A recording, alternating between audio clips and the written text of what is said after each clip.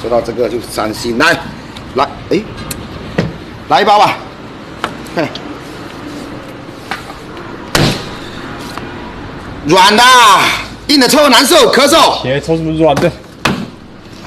我跟你说，然后到时候我跟我姐商量，好不好？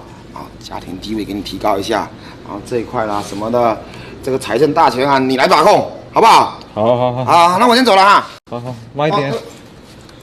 家族要团结，知不知道？知道。电话。好，我走了哈。好。